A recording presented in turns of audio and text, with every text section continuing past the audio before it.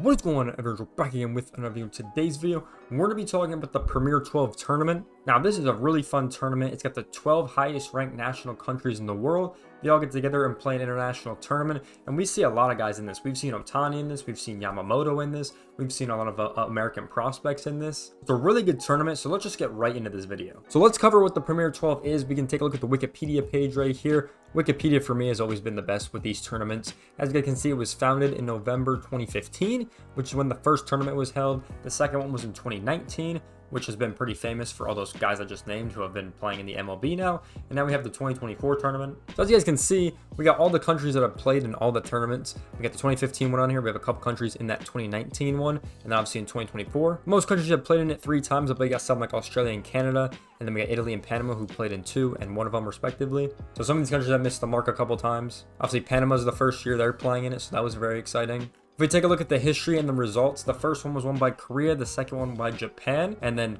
Korea, Japan, United States, and Mexico have all been in the top 4, which is pretty interesting to think about actually. And then here's the medal count with Korea and Japan having the most. So only 4 countries have been in it so far, and that already has changed in the 2024 tournament. So let's get into the 2024 tournament. We can see the top 12 countries right here as of December 18th, 2023. We can see pretty much all the points. I'm pretty sure this is still kind of accurate to what we have today. I think a couple countries went up and down, but nothing too crazy. The opening round for this tournament is 2 groups of 6 teams played 5 games in a round robin format. The top 2 teams go to the super round. The super round, as the last 4 teams, they play another group stage. The top 2 go to the gold medal game. The bottom 2 go to the bronze medal game. So it's a very fun tournament. Let's get into this one. So we're going to start in Group A. They were in Mexico City in these 2 respective stadiums. They don't really hold the most amount of people, only 9.4K and then 16.5. And the fans, there were about 60,000 fans in Group A. And I'm pretty sure Team Mexico had about 46% of them. So, obviously being the whole tournament in Mexico, that does make sense. And we can kind of take a look at the standings right here. Group A is officially done with Venezuela and the United States going to that super round. So it's Venezuela's first time in that super round, which is exciting, and it's the United States' 3rd time in that super round. The other teams we had in this group was Panama, Mexico, the Netherlands, and Puerto Rico. And I really was interested to see how this group was going to play out, because I think there were a lot of good teams. Obviously, Venezuela is pretty good in most of the tournaments they play in as a country. I personally thought the Netherlands are a fun team to watch. I thought they were actually going to make it through with some of the games they played, but they ended up falling just short, unfortunately. Puerto Rico, once again, didn't look good. They had the only one win was against the United States. It was the first game they played, the 1-0 game. It was kind of interesting to see that they played, they ever beat the US, and then every other game they played, they could not get a dub on the board. We could take a look at some of their games. They lost to Mexico 7-5. Then they lost to the Netherlands 20-8, which was pretty bad. Lost to Venezuela in a close game to 5-2. And then lost to Panama by 1. So a couple of close games, but ultimately got blown out. Not the best tournament for Puerto Rico, as they are the worst team in Group A. Once again, the Netherlands, they beat Panama, lost to the US. Then they kind of beat, Puerto Rico like we mentioned, and then lost the last 2 games, unfortunately. So they were 2-1, looking good, and then they kind of just got destroyed, which was unfortunate. Mexico, once again, they have good history in this tournament, but they also got kind of destroyed. They lost to Venezuela, they beat Puerto Rico. This is the game they should have won, in my opinion. I think the Panama game was the deciding game for them, because they should have won this game. They had the best shot to, because if they win that game, they're 4-0 going against the US, and they probably would have already qualified. So that was the big game for them to win. I think if they won that game, they would have had a really good shot. Kind of unfortunate for Mexico, then they lose 12-2 to the US and don't get in. So that was pretty unfortunate for them. And then looking at Panama's run, obviously they lost a close game to the Netherlands, and that was really the deciding game in the end. If you think about it, they ended up going 2-2 in the rest of the games. They're the only team to beat Venezuela. That's why they look good.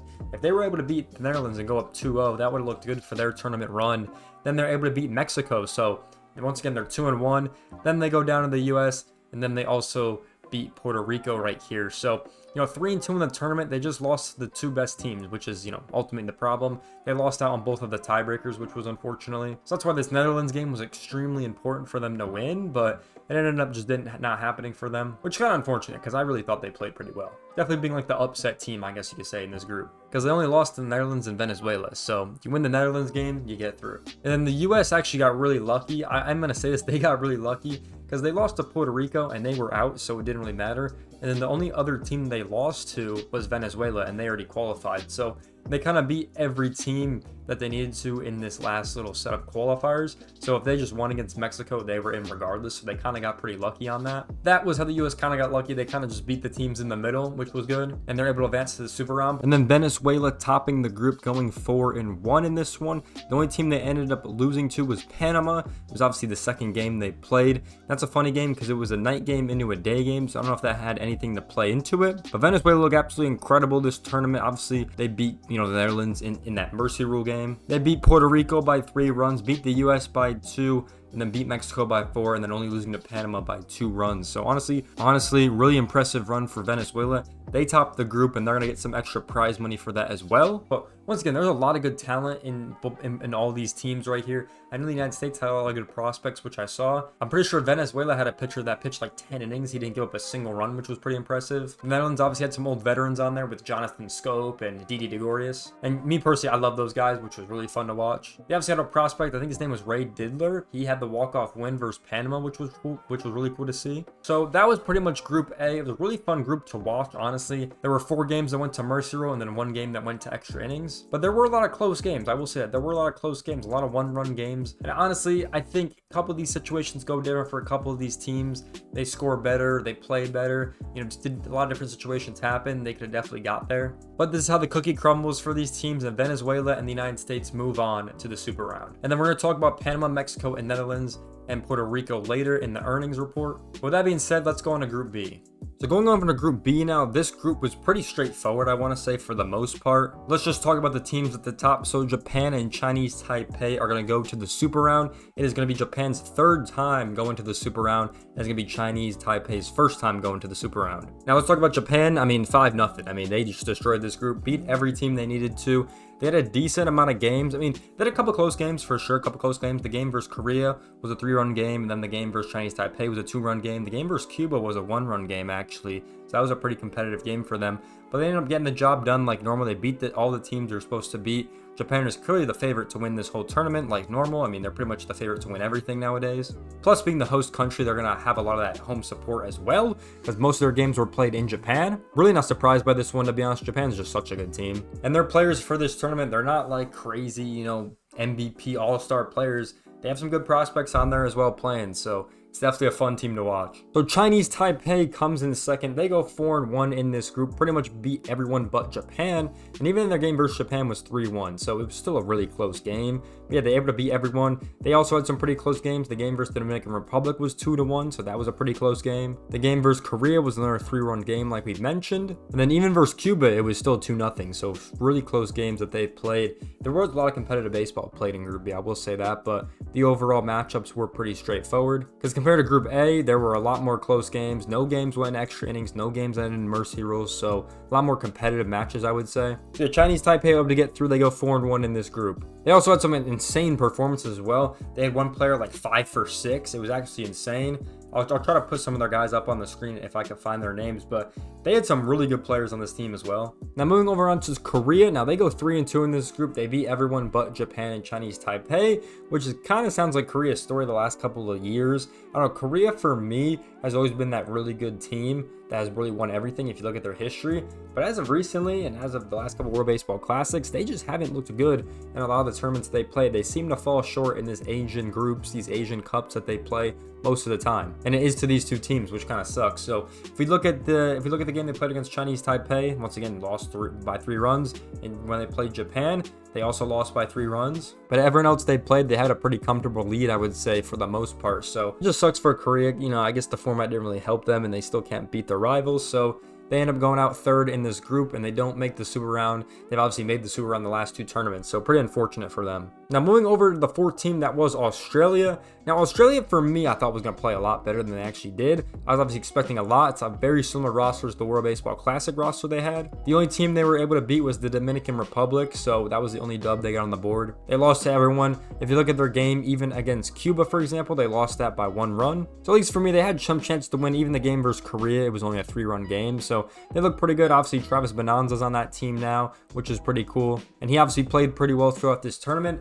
But overall, the Australian baseball team just didn't really perform in this tournament, which kind of sucks because, like I said, their 2023 run was pretty good. They played extremely well. So you know, just they didn't really have it in this tournament, which is kind of unfortunate. You can say the same for the Dominican Republic as well. The only team they were able to beat was Cuba. So it's weird because you have the Dominican Republic beating Cuba, Cuba beating Australia, and then you look at Australia and they were able to beat the Dominican Republic. So it's kind of like a three-way matchup right there. You have the 3 teams at the top battling and the 3 teams at the bottom battling. Is pretty weird. They all kind of beat each other because there was no one team that was able to take it from them. Once again, the Dominican looked good. I mean, when they played Cuba in the first game, 1-6-1, looked pretty confident. The Chinese Taipei was a 1-run game. That was actually a pretty good game that they could have won. They had a couple of chances as well. But after that game, they didn't really look close at all. There was like a 5-run lead Australia had on them, then a nice 3-run lead that Korea had on them, and then they lost to Japan pretty badly. So yeah, that was pretty much it. I mean, if they won that game, they would have looked really solid, but I think they just kind of fell apart from there, which wasn't really good. And then looking at Cuba real quick, once again, they didn't have it this tournament. They lost against the Dominican Republic and South Korea, so they're already down 2-0. Then they come back and beat Australia, and then from there, they played Japan pretty close. It was a 1-run game. That game was actually pretty close. Both teams going back and forth, so they had a chance to win that, and then they lose 2-0 to Chinese Taipei. So very close games, the games they lost, I will say, but they ultimately just didn't have it in the tournament, and they didn't really look insanely good in the teams they were supposed to be. But versus some of the better teams, they honestly played better. So that is pretty good to see for their country. So those teams are going to battle the tournament with South Korea, Australia, the Dominican Republic, and Cuba. And Japan and Chinese Taipei go to the super round. Now let's look at the super round real quick. Let's do a little preview on what I think is going to happen. Me personally, I think Japan is going to get number 1 in this group. I think they're still the best team in this tournament by far. I have a feeling Venezuela is going to get number 2 in this group. I have a feeling that this team's going to get back in because I feel like when Venezuela's on form, they've always performed well. Like, I feel like Venezuela is just always good when they play. I don't know what it is. I feel like they're just godlike. And then I think Chinese Taipei is going to get 3rd, and I think the U.S. is going to get last. I just don't have really confidence in the U.S. team right now. Maybe they're going to surprise me and perform better, but me personally, I just don't really have confidence in them. And then if it is Venezuela and Japan for the gold medal game, I would have to say Japan's going to win that because they're just dominant. And then I have to say Chinese Taipei would beat the U.S. in kind of that order. That's kind of, I think Japan would probably win this one. Venezuela gets 2nd, Chinese Taipei 3rd, and the U.S. gets 4th. That's kind of how I think it's going to run, but you never know because they play another group stage, but we'll kind of wait to see what happens. Let me know your guys' thoughts on the super round, who you guys think is going to win down below in the comment section. And these are going to get played over the next couple of days, so it's going to be very exciting to watch through the 21st to the 24th. That's what I think is going to happen in the super round. Let's move on to the earnings report now. So here are the final standings of all the teams that were eliminated in the group stage. And you might be thinking to yourself, why does this really matter, right? I don't know why this would matter. They're already eliminated. They're not playing the bronze medal game, right? It actually does for the money aspect of this. So we can take a look at the prize money right here. So each win you get in the opening round is $10,000. So you can kind of see some of these teams are going to get a decent amount of change. And then you also get money for wins in the super round and the first place in the opening round, but obviously these teams are not going to have that. And then you get the rest of money on place. So the 7th through 12th teams are going to get 180K. And if obviously in 6th place, which was Panama, they're going to get 250K, and obviously Korea in 5th place can get 300K. I'll probably have a little ticker on the screen somewhere about all the teams and where they kind of stand right now. All the teams in the super round, I kind of gave them the 4th place mark because that's currently where they stand. And obviously that will increase once, they get the winner in 2nd place, 3rd place, all that stuff. But yeah, a lot of money to be thrown around here. And then you're just thinking about it. It's actually insane how much money is in this tournament with $5.2 million. And pretty much what this money goes towards, if you guys are curious, it just basically goes to the programs of these countries that can fund a lot more, especially for the youth tournaments and all that stuff that each country runs. So it's pretty much goes back to the whole program and pretty much the sport of that country, which is pretty cool to see. It's cool. It's not like going to the players or anything like that. It goes to the facilities and all that, all like the infrastructure of the sport in that country, which is very cool. But that is pretty much the group stage of the Premier 12 with Group A and Group B. With the super round coming around, hopefully our boys in the United States can bring home the dub. We'll wait to see if it happens. I'm not really too confident in them unless Shaw just pops off, right?